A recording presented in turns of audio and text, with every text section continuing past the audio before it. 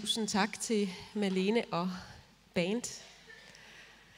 Godmorgen. Jeg håber, at I nød den her oplevelse af at vågne op, hvor solen faktisk skinnede. Og man blev nødt til at åbne vinduerne for at få luft ind. Yes, så er det sommerås, ikke? Sådan skal det være.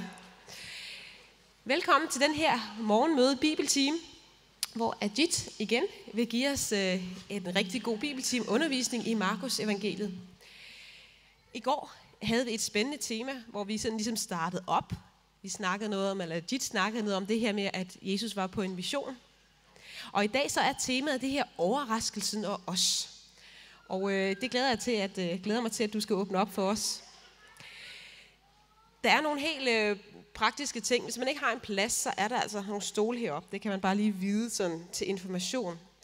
Og så skal jeg også sige, at hvis der var nogle ting, som I oplevede går aftes, eller på andre tidspunkter, som foregår heroppe på scenen, eller ned til forbønnen, som I er forvirret omkring, eller ikke forstår, hvad er det egentlig, der sker, eller hvad handler det om, så er der ingen dumme spørgsmål.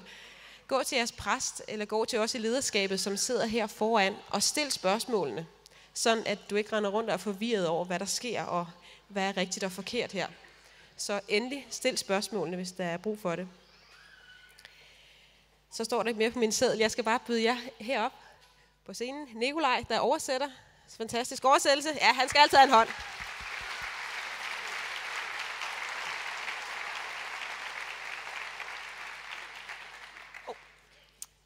Ajit, du virker som en fyr med en del, nogle år på bagen og noget erfaring. Hvad er det egentlig, sådan du har brugt det meste af dit liv på at gå og lave? Well, I'm on staff with Youth for Christ, and I have been doing that for 38 years now. Actually, today is my 38th anniversary of being on.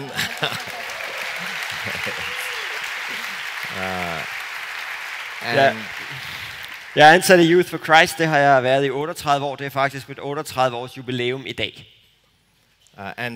I was national director for 35 years, and now I'm spending my time mentoring staff, volunteers. So that's my job.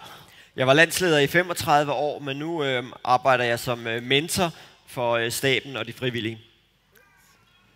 Du nævnte noget for mig omkring noget med nogle syge mennesker og fattige, og hvad er det, du har lavet? Actually, my grassroots ministry is with the urban poor. I live in the city, and jeg har en græsrodstjeneste blandt de fattige i byen. Jeg bor i en by. So, doing a lot of work with drug addicts, people from the underworld. Jeg laver en masse arbejde blandt narkomaner og mennesker fra underverdenen. So I teach them, and that's my ministry. That's my grassroots ministry. Once in a way, I come and speak to educated people like you. Så dem underviser jeg. Det er det, jeg foretager mig på græsrodsplan. Og så en gang imellem kommer jeg og taler til uddannede mennesker som jer. Spændende. Jeg er sikker på, at Ajit gerne vil svare på spørgsmål, hvis man har nogen, bare I ikke overfalder ham. Alright, så vil jeg gerne bede for Ajit, og jeg håber, I vil være med. Jesus, tak for den her morgen. Og jeg beder om, at du må velsigne Ajit, når han skal tale til os. Åbn vores hjerter over for din Helligånd. Hjælp os til at lytte, både når vi bliver provokeret, og når der er noget, som bare falder på plads. Åbn dit ord for os. Gør os vise i dig. I dit navn, Jesus. Amen.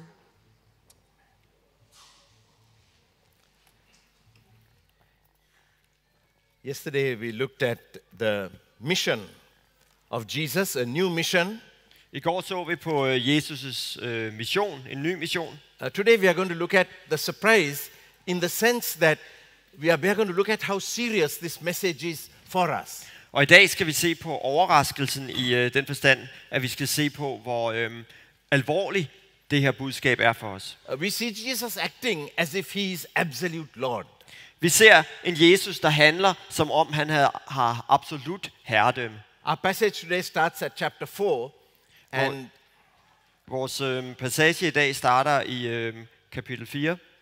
And it starts with the familiar parable of the sower, which is better described as the parable of the soils. Og det begynder med den velkendte lignelse om sædemanden, som bedre kan beskrives som lignelsen om jorden. And it starts with the theme of how important it is for us to respond to the truth of God. Og temaet her, det er, hvor vigtigt det er for os at respondere på Guds sandhed. I think you know the parable, how different people respond differently. Jeg tror, I kender lignelsen, hvordan forskellige mennesker giver respons på forskellige måder. Some lose whatever they got very soon. Others, after a little time, give up. And that kind of story. Nogle mister med det samme, det som de har fået, og andre giver op efter lidt tid. But in this passage, you also get a commentary on how to respond to the truth of God. Men i den her passage er der også en kommentar til, hvordan vi skal respondere på Guds sandhed.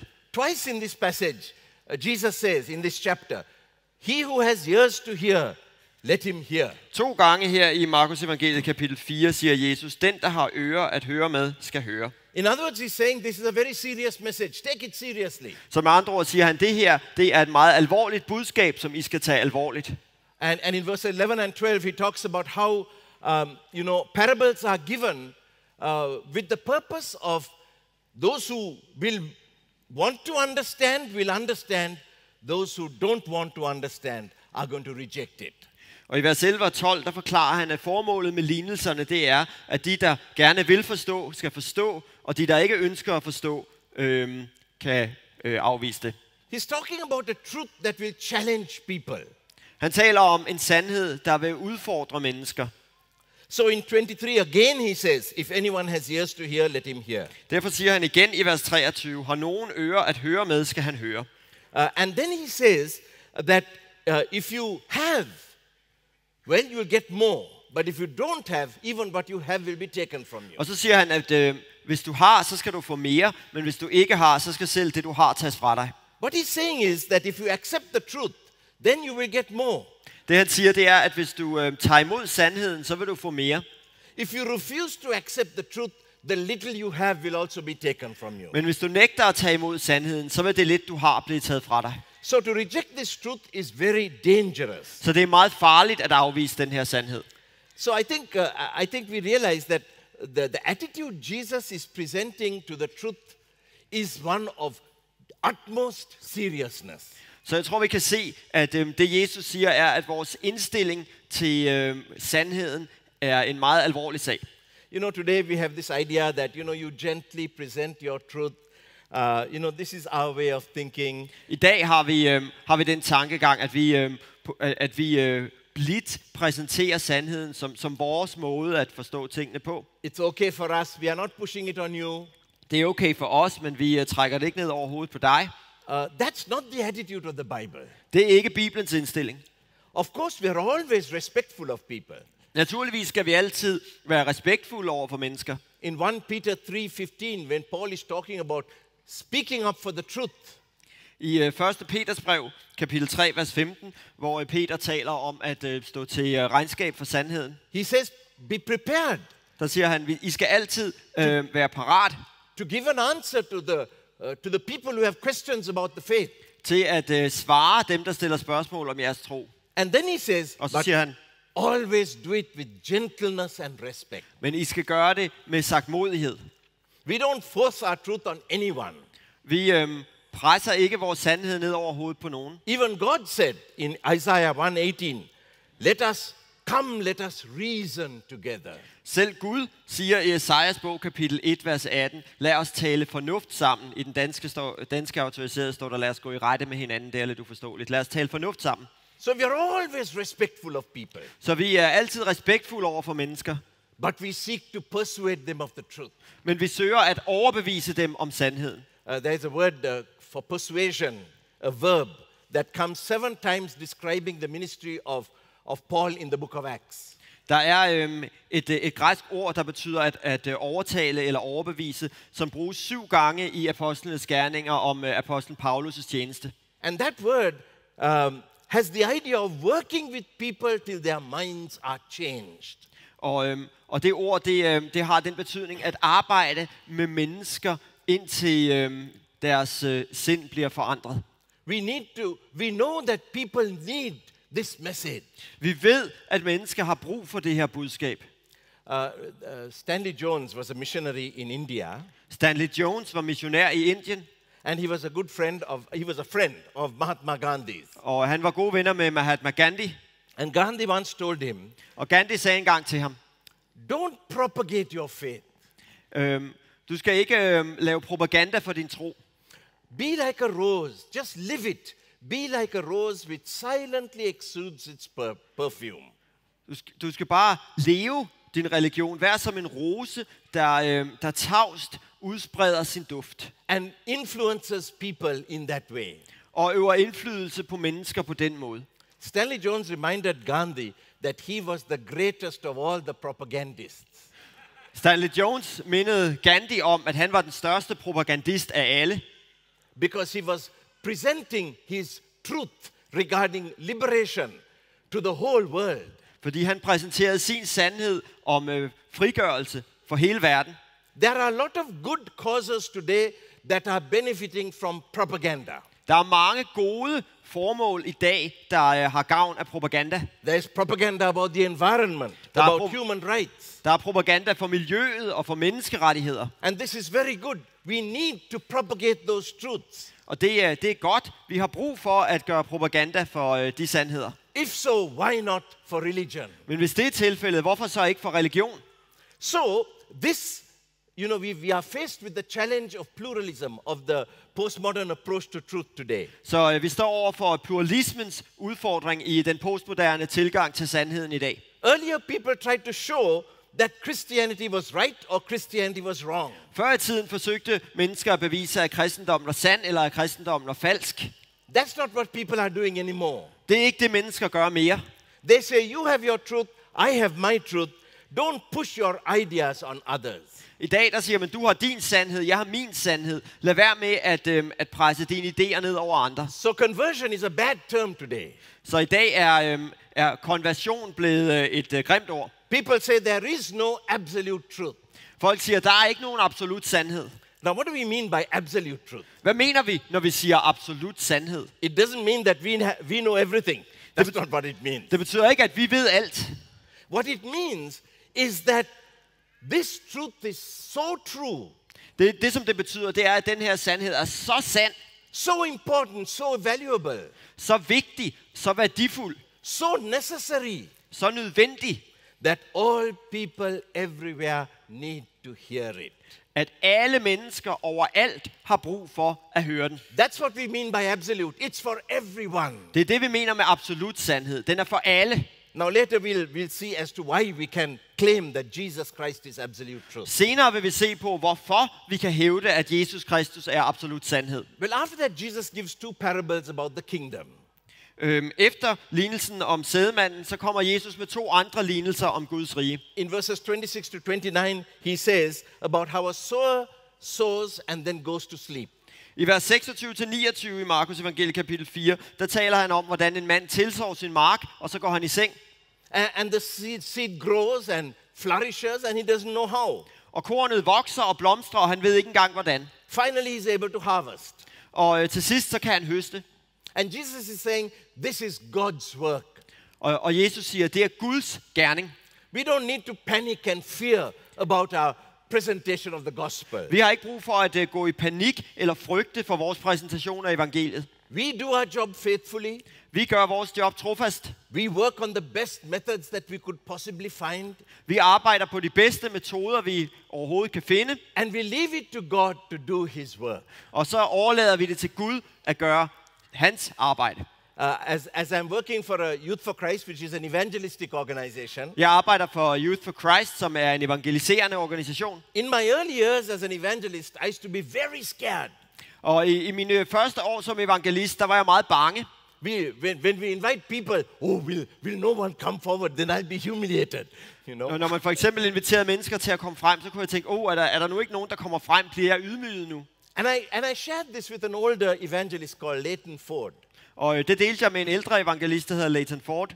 And he told me, trust in God. Og han sagde til mig, stol på Gud. God will do the work. You do what you have to do. This is God's work. Lad Gud gøre sin gerning. Du skal bare gøre, hvad du har fået at gøre. Det er Guds værk. And then he gives another parable about the mustard seed. Og efter lignelsen om bonden, der tilsår sin mark, så fortæller Jesus endnu en lignelse om sennepsfrøet. It's a very small seed. Sennepsfrøet er et meget lille frø. But when you put it into the ground, it sprouts and grows into a large tree. Men når man lægger det i jorden, så spirer det og vokser til et stort træ. And he says the kingdom of God is like that. Og han siger, at sådan er Guds rige. This is another thing to keep us from being discouraged. Og det er endnu en ting, der kan afholde os fra at miste modet.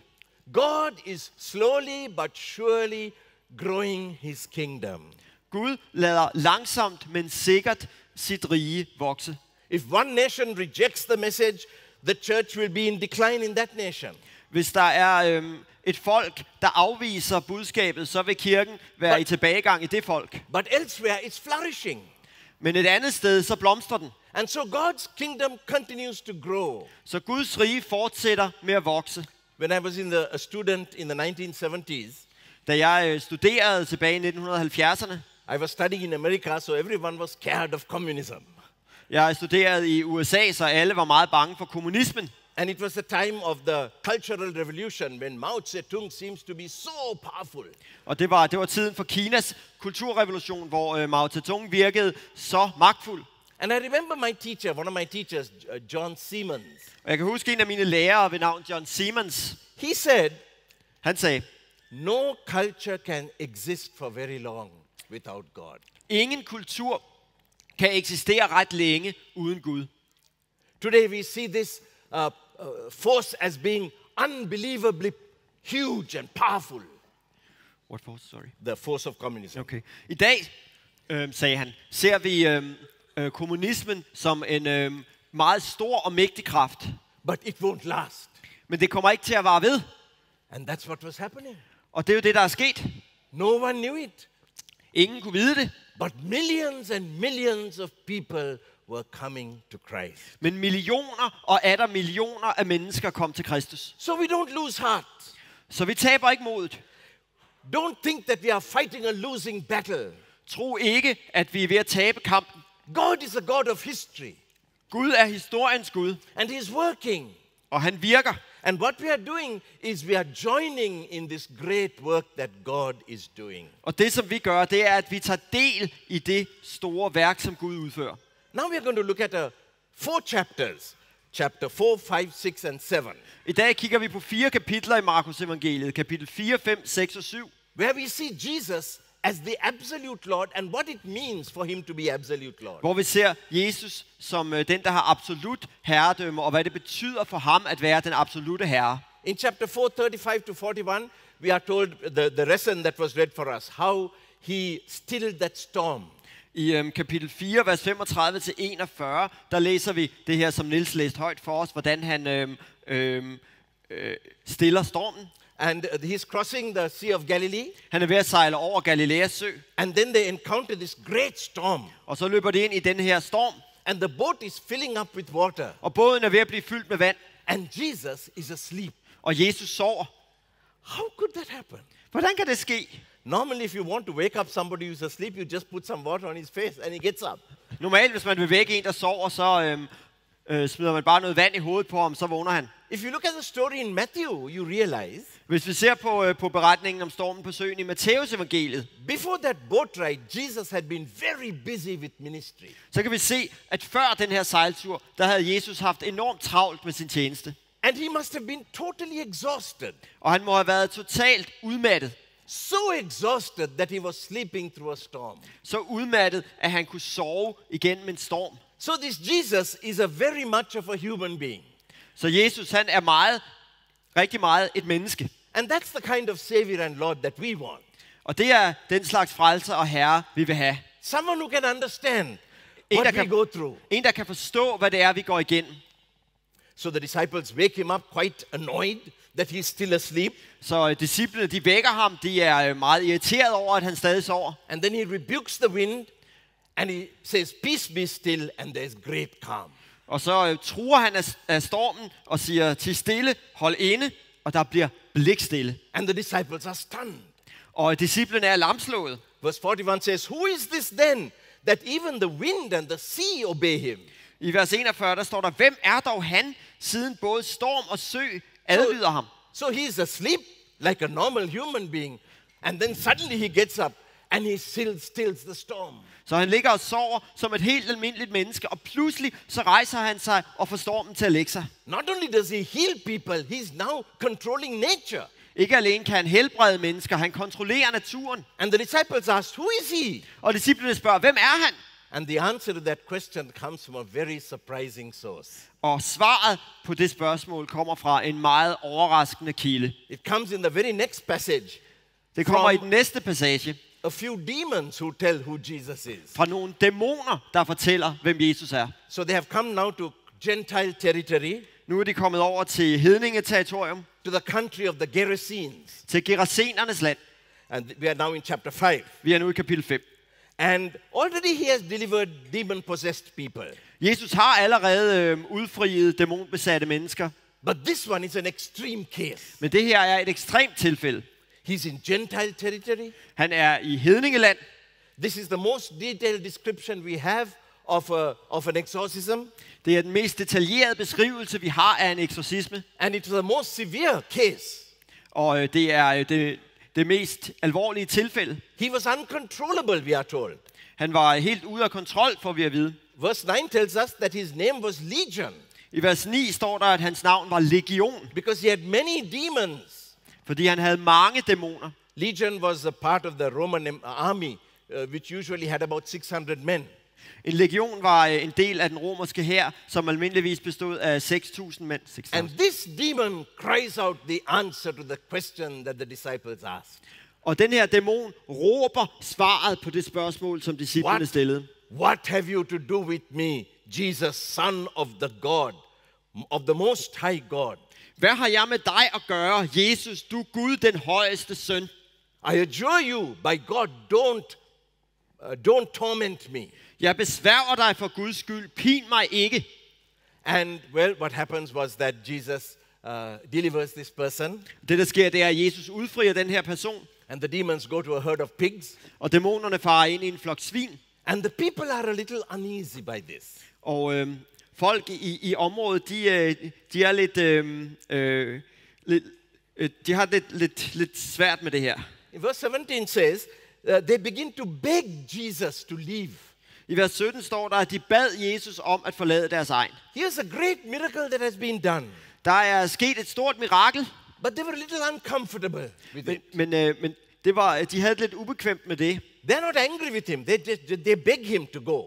Altså, det er ikke sådan, at de er vrede på ham. De bønfalder ham om at rejse væk. He may be a good man who can do a lot of things. Det kan godt være, at han er en god mand, der kan gøre en masse ting.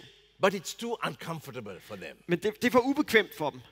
And how many people there are like this? Og hvor mange mennesker er der ikke, som har det på den måde? They respect Christ. They respect Christianity. De respekterer Kristus og kristendommen.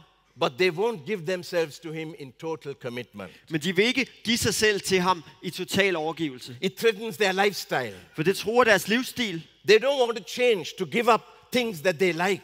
De vil ikke forandre sig og opgive ting, som de kan lide. So they won't oppose him. Så de vil ikke gøre modstand mod ham. They may even give funds for Christian projects when the church comes and asks for money. Måske giver de endda penge til kristne projekter, når kirken kommer og beder om penge. But they won't allow him to invade their lifestyle. Men de vil ikke give Jesus lov til at invadere deres livsstil. Yet Jesus doesn't give up on them. Men Jesus opgiver dem ikke. Such people can change one day. Den slags mennesker kan forandre sig en dag. So when that healed person says, let me go with you.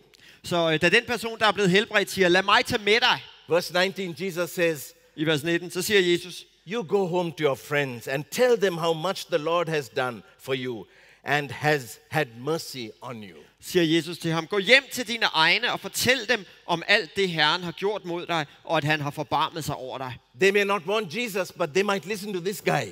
Det kan godt være, at de ikke vil have Jesus, men måske vil de lytte til den her mand.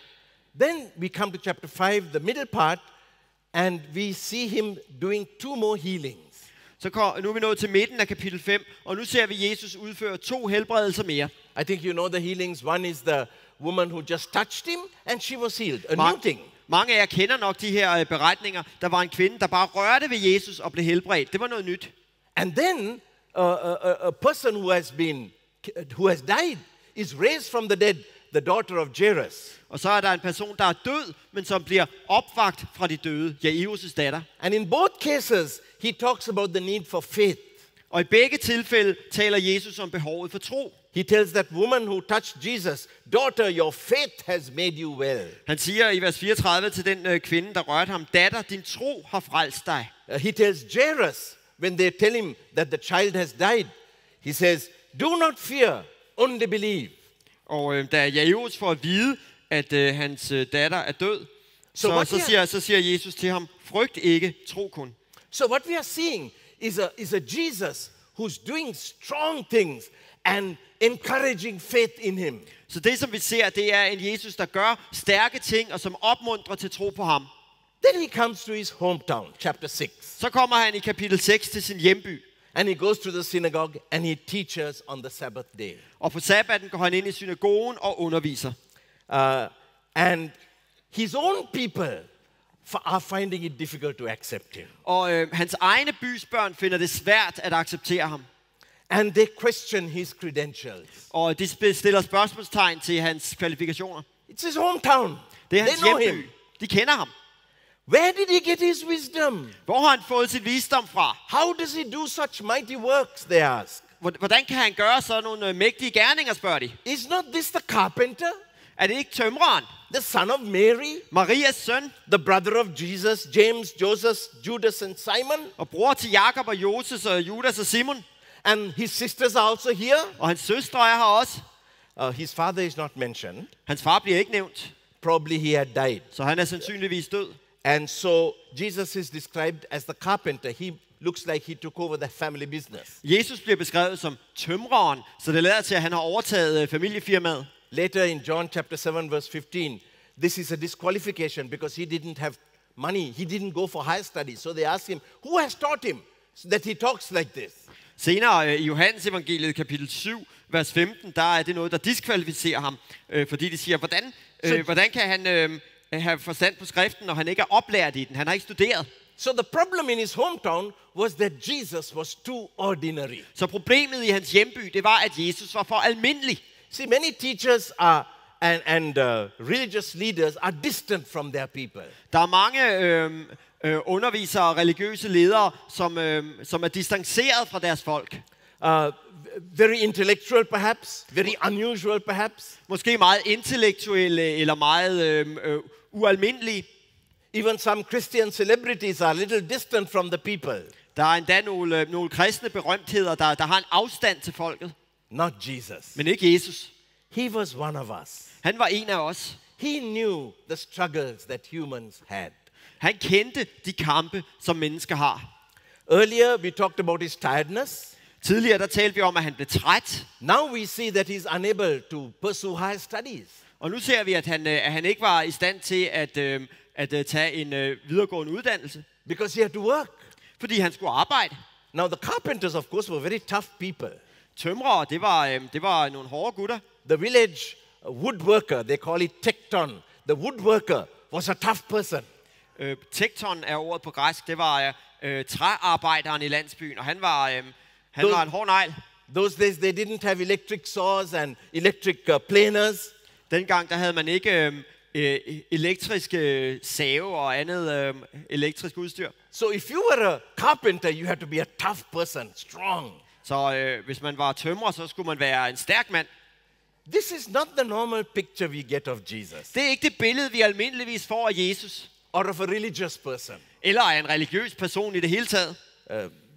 A few nights ago, I sometimes bring my CDs along, DVDs to watch some detective stories when I'm studying and I have a little free time. So I did that about 3 or 4 nights ago. Jeg tager nogle gange nogle DVD'er med nogle detektivfilm, som jeg ser, når jeg skal holde en pause fra mine studier. Og det gjorde jeg her en aften for 3-4 dage siden. And they had a pastor in this story. Og i den her film, der var der en præst. And the pastor was, like this, walking, doesn't really know where he's going, what he's doing. That's the idea. of the pastor in that picture. Og præsten, han gik rundt sådan der, hvor han ikke rigtig vidste, hvor han gik hen, eller hvad han lavede. Så det er det billede, der blev tegnet af præsten i den her film. Not Jesus. Men sådan var Jesus ikke. He was just one of us. Han var bare en af os. And that became a disqualification for him. Og det blev en diskvalifikation for ham. But that has been the reason for his appeal right through the centuries. Men til gengæld har det været årsagen til hans store appel hele vejen op gennem århundrederne. He was close to people, so he knew what was in people. Han var tæt på mennesker, så han vidste, hvad der boede i mennesker. He hung around with normal people. Han hang ud med almindelige mennesker. And so, today, brilliant intellectuals can be great saints. I dag kan fremragende intellektuelle være store helgener. And uneducated people also can be great saints. Og uuddannede mennesker kan også være store helgener. There was an old lady in Scotland who wanted to join the church. Der var en gammel dame i Skotland, som gerne ville melde sig ind i kirken. And the pastor was asking her some questions to see whether she's qualified for membership. Og præsten stillede hende nogle spørgsmål for at se, om hun var kvalificeret til at blive medlem. Suddenly the lady said, "Sir, I can't answer all your hard questions." Og til sidst så sagde damen her, jeg kan ikke svare på alle dine svære spørgsmål. All I know is that I would gladly die for him. Det eneste jeg ved, det er, at jeg med glæde ville dø for ham. Brilliant people, simple people can all be saints in this kingdom of Jesus. Strålende, kloge mennesker og simple mennesker kan alle sammen blive store helgener i Guds rige. But in verse 5 we are told that in Nazareth, in the hometown of Jesus, he could do no mighty works. Men i kapitel 6, vers 5 i Markus evangeliet får vi at vide, at i sin hjemby i Nazareth, der kunne han ikke gøre nogen mægtig gerning. And then verse 6 says, he marveled because of their unbelief. Og i vers 6 står der, at han undrede sig over deres vantro. Then we move a little further, and we come to a section where Jesus performs one of his great miracles. Så bevæger vi os lidt videre og kommer til et afsnit, hvor Jesus udfører et af sine store mirakler. 6:31 says that many were coming and going, and they had no leisure even to eat. Henne i vers 31 i kapitel 6 står der, at der var mange, der kom og gik, så Jesus og disciplene ikke engang havde tid til at spise. People are coming to Jesus all the time. Folk kommer til Jesus hele tiden. So he tells his disciples, come away by yourselves to a desolate place. Let's take a rest. Og så siger Jesus til disciplene, kom med ud til et øde sted, hvor I kan være alene og hvile jer lidt. And so verse 34 says that they went ashore, but what happened was that the crowd ran on the shore while he was going on the boat. Så de sejler ud i båden, men da de kommer i land, så kan de se, at folkeskaren er fulgt med inde på land og står og venter på dem der, hvor de kommer frem. Now he had come to the shore hoping to have a rest. Nu var han kommet ind til kysten i håb om at kunne hvile sig. But he finds a huge crowd there. Men han finder en stor menneskemængde der. And so without resting, he has to teach. Så uden at få noget hvile, er han nødt til at undervise. And he feeds 5,000 people on that occasion. Og han bespiser 5.000 mennesker ved den lejlighed. Again, this is very interesting. Igen er det her meget interessant. He wants to have rest and he can't have rest. Han vil gerne hvile sig, men det kan han ikke komme til. Because he serves people. Fordi han tjener mennesker. And then he feeds 5,000 miraculously. Og så bespiser han på mirakuløs vis 5.000 mennesker. He's a servant, Lord. Han er en tjenende herre. And for the sake of people, he is willing to undergo frustration. Og for menneskers skyld er han villig til at gennemgå frustration. When you get involved in the lives of people, inconvenience and frustration is inevitable. Når man involverer sig i menneskers liv, så er ubekvemmeligheder og frustration uundgåeligt. Servants don't insist on their plans. Tjenere insisterer ikke på deres egen plan. And very often, the needs of people come up at the most inconvenient time. Og tit og ofte, så dukker menneskers behov op på det mest ubelejlige tidspunkt. And I think for us who are in ministry, sometimes the worst time for a need to come up is on our off day. Og jeg tror, at for os, der arbejder i kristent arbejde, så er det aller værste tidspunkt, et behov kan dukke op på, det er på vores fridag. And that's what has happened to Jesus here. Men det er det, der sker for Jesus her. He serves them. Men han betjener dem. He's a servant. Han er en tjener. But he's also Lord. He feeds 5,000. Men han er også herre. Han bespiser 5.000 mennesker. I believe that this is the answer to those who protest about our claim to have absolute truth. Jeg tror, at det her er svaret til dem, der har indvendinger imod vores påstand om, at vi har den absolute sandhed. They say you're arrogant in claiming that Christ is absolute Lord. De siger, det er arrogant af jer at påstå, at Jesus er den absolute herre. But what if they see us as servants? Men hvad nu, hvis de ser os som tjenere? They will see us humbly serving people. Hvis de ser os ydmygt tjene mennesker? And they realize, these people are not arrogant. Så går det op for dem, de her mennesker er jo ikke arrogante. So I really believe that today one of the greatest needs in this pluralistic age is for Christians to be servants. Så jeg tror virkelig på, at et af de allerstørste behov her i den her pluralistiske tidsalder, det er, at kristne er tjenere. To love the people enough to pay a price to serve them. At vi elsker mennesker tilstrækkeligt meget til, at vi vil betale en pris for at tjene dem. People don't have time for others today. I dag har mennesker ikke tid til andre. So if they need some help, they need to pay and get the help. Så hvis de vil have hjælp, så er de nødt til at betale for at få den hjælp. A famous psychotherapist, Thomas Saz, has said, der er en berømt psykoterapeut ved navn Thomas Saz, der har sagt, psychotherapy is the purchase of friendship. Psykoterapi er et venskab, man køber. Because you don't have friends, you have to purchase it and go to a psychotherapist to listen to you. Fordi du ikke har venner, er du nødt til at betale en psykoterapeut for at lytte til dig. What if these lonely people know the Christians have time? Hvad nu, hvis de her ensomme mennesker vidste, at de kristne har tid?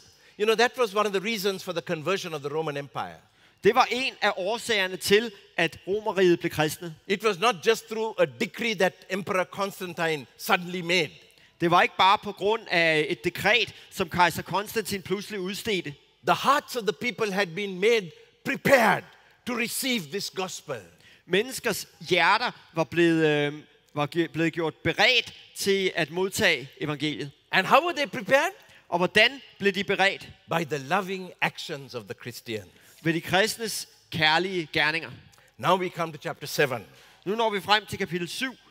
And in chapter 7 we find him back in conflict with the Pharisees. Og i kapitel 7, der finder vi Jesus i konflikt med farisæerne. Because the disciples were not washing their hands before eating. Fordi disciplene ikke vaskede deres hænder, før de spiste. Now they're not talking about washing for hygienic reasons. Farisæerne var ikke optaget af håndvaskning af hygiejniske årsager. This is washing for ceremonial purity. Der var tale om en afvaskning, der havde at gøre med ceremoniel renhed. And Jesus responds by attacking the Pharisees. Og Jesus, han svarer ved at angribe farisæerne. He's attacking this outward ritual that is not accompanied by inner purity and genuine love. Han angriber det her ydre ritual, som ikke følges med en indre renhed og kærlighed. And so Jesus says people nicely wash their hands, but they don't look after their parents. Så han siger, folk vasker deres hænder, men de tager sig ikke af deres forældre. Then in verse 19, så i vers 19, Jesus makes a statement. Der kommer Jesus med et udsagn. Foods don't defile people because it enters the heart and not the stomach. Der siger han, at mad gør ikke mennesker urent, for det kommer ikke ned i hjertet, men i maven. And then Mark does something very unusual that he normally doesn't do. Og så gør Markus noget meget usædvanligt, som han almindeligvis ikke gør. He adds an explanatory comment. Han tilføjer en forklarende kommentar. Mark says, thus Jesus declared all foods clean. Markus tilføjer, dermed erklærede Jesus al slags mad for ren. Now this is very significant. Det her, det har meget stor betydning. In the law, in the Old Testament law, there were dietary restrictions. I det gamle testamentets lov, der var der spiseregler. And it was necessary for the Jews to keep these in order to keep their ethnic uniqueness. Og det var nødvendigt for jøderne at overholde de her spiseregler for at bevare deres etniske særpræg. Now Jesus is abrogating that. Og nu afskaffer Jesus det. He's canceling one of the key teachings of the law.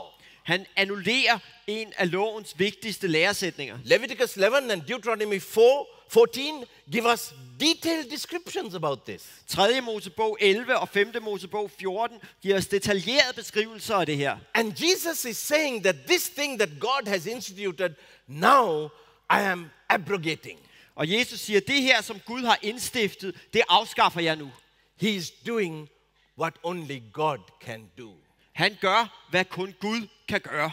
He is modifying the word of God. Han modificerer Guds ord. And he's assuming the role of God. Så han påtager sig Guds rolle. Later, the apostles are going to realize this. Og det kommer senere hen til at gå op for apostlene. And so Thomas ends up calling Jesus my Lord and my God. Så Thomas ender med at kalde Jesus min Herre og min Gud. And John, when he starts his gospel, he says, in the beginning was the Word was with God, and he was God. Og i begyndelsen af Johannes evangeliet, der skriver evangelisten, i begyndelsen var ordet, og ordet var hos Gud, og ordet var Gud. And then he says, he created everything that was made. Og så siger han, alt er blevet til ved ham. This is why the word of Jesus is absolute truth. Det er derfor, Jesu ord er absolut sandhed. Jesus is the creator of everybody. Jesus er alles skaber. And if the creator of the universe has given a message to the world, then that should be for every created person. Og hvis universets skaber har givet et budskab til verden, så må det være et budskab til enhver skabt person. It's absolute. It's for everyone. Det er absolut. Det er for alle. I was once traveling by train in Sri Lanka. En gang var jeg ude og rejse med tog i Sri Lanka. And I was chatting to a person. Og jeg sad og snakkede med en person. He found out I'm a preacher. Han fandt ud af, at jeg er prædikant. And I'm going to a very non-Christian area. Og jeg er på vej ind i et meget ikke-kristent område. So he said, why do people want to convert others? Så han sagde, hvordan kan det være, at I vil omvende andre?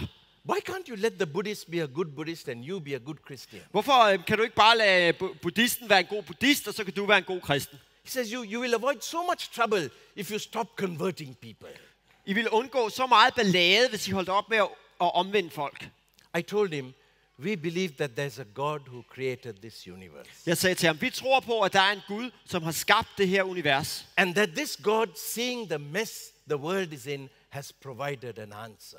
Og den her Gud har set alt det rod, der er i verden, og har givet os et svar. And we have found that answer. Og vi har fundet det svar. Now we have to talk about it. Nu er vi nødt til at tale om det. I don't know whether he agreed with me, but at least he understood why we are going like this and doing what we are doing. Jeg ved ikke, om han var enig med mig, men i det mindste, så forstod han, hvorfor vi gjorde det, som vi gør. And so the last section that we are in this passage shows how this message now can't be confined only to the Gentiles, to the Jews. Så det sidste stykke, vi skal se på i dag, det viser os, hvordan det her budskab ikke længere kan begrænses til jøderne. It has to go to the Gentiles also. Det er nødt til også at gå ud til hedningefolkene. So Jesus 7:24 goes to the region of Tyre and Sidon. Så i kapitel 7, vers 24, der rejser Jesus op til egnen ved Tyrus. This is like modern Syria and Lebanon. Det moderne Syrien og Libanon. And there he meets a Gentile woman. Og der møder han en hedensk kvinde. And she says, please heal my daughter. Og hun beder ham om at helbrede hendes datter. And Jesus uses some very strange language. In our culture, that sounds very odd. Og Jesus bruger noget meget mærkeligt sprogbrug, som i vores kultur lyder helt forkert. But she understood what he was saying. Men hun forstod, hvad det var, han sagde. He said, first the food has to be given to the family people before it is given to dogs. Han sagde, man er nødt til at give mad til familien først, før man giver mad til hundene. And this Gentile person is the first person in the book of Mark to truly understand a parable. Og den her hedenske kvinde er den første i Markus evangeliet, der virkelig fatter en lignelse. She answers from inside the parable and says, but dogs get crumbs. Hun svarer i lignelsens eget sprog og siger, ja, men hundene spiser dog krummerne. So the first person to understand the parable is a Gentile. Så det første menneske, der forstår en lignelse, er en hedning. Of course, the daughter is healed. Hendes datter bliver helbredt. And now Jesus from the west of Galilee, in Tyre and Sidon, then takes a long journey to the east of Galilee, to the Decapolis. Og så tager Jesus en lang rejse fra det sted vest for Galilea, omkring Tyros og Sidon, hvor han opholder sig helt over øst for Galilea til Decapolis. And that's also Gentile. Det er også hedensk område. And there he again teaches, and this time he feeds 4,000 people. Der underviser han igen, og han bespiser 4.000 mennesker. If he is absolute Lord, his message must go to the Gentiles also. Hvis han er den absolute herre, så må hans budskab også ud til hedningerne. Not to people that we are familiar with. Ikke kun til mennesker, som vi kender godt. It has to go to the whole world. Budskabet er nødt til at komme ud til hele verden. And of course, Jesus would expand on this later in the Great Commission. Og det udfolder Jesus naturligvis senere i missionsbefalingen. And so, we can't just say Jesus is Lord and let it be. Så vi kan ikke bare sige, Jesus er herre, og så lade det være ved det. If he is Lord, the message must go. Hvis han er herre, så må budskabet ud. But it's not arrogance that makes us go. Men det er ikke arrogance, der får os til at gå ud. We have found out what Jesus is. Vi har fundet ud af, hvad Jesus er. Now we can't help but go and take it. Nu kan vi ikke lade være med at gå ud med det. There was a little child in London long ago who had a club-footed disease. Der var et lille barn i London for længe siden, der havde klumpfod. He couldn't walk properly. Og ikke kunne gå rigtigt. And news came that there's a doctor in London who's able to operate on this. Og nyheden kom, at der var en læge i London, der kunne operere det her. And there was a relative this lady, the husband was dead, and this lady couldn't afford, but a relative said, I'll take him and have him operated. Barnets mor var enke og havde ikke råd til operationen, men der var en slægtning, der sagde, jeg skal nok betale for operationen. And he went, and telegrams used to come. Operation is today, operation is done, like that. Og han tog afsted, og der kom telegrammer, operationen er i dag, operationen er udført, osv. And finally a telegram came, your son is coming at this time on this train. Og til sidst der kom der et telegram, din søn kommer hjem med det her tog på det her tidspunkt. And the mother went, and when the son came, son said, mother. Og moren gik hen på stationen, og da hendes søn ankom, så sagde han, mor. And the mother said, son, don't say a word. I just want to see you walking. Og moren sagde, lad være med at sige noget, jeg vil bare se dig gå. Walked up and down, and mother, one more time, son. Og han gik op og ned, og hans mor sagde, en gang til, min søn. Walked up and came back. Og han gik frem og tilbage. Now she was ready to listen. Og nu var hun klar til at lytte. And this is what he said. Og det er hvad han sagde. Mother, I will never be satisfied until you meet that doctor in London. Mor, jeg vil ikke stille mig tilfreds, før du har mødt den læge i London. He is the most wonderful man in the world. Han er verdens mest vidunderlige mand. That's not arrogance. Det er ikke arrogance. That's love. Det er kærlighed. I have found this wonderful person. Jeg har fundet den her vidunderlige person. Now if I love people, I must tell them about him. Så hvis jeg virkelig elsker mennesker, så er jeg nødt til at fortælle dem om ham. May God help us to be faithful. Må Gud hjælpe os til at være trofaste. Thank you. Tak.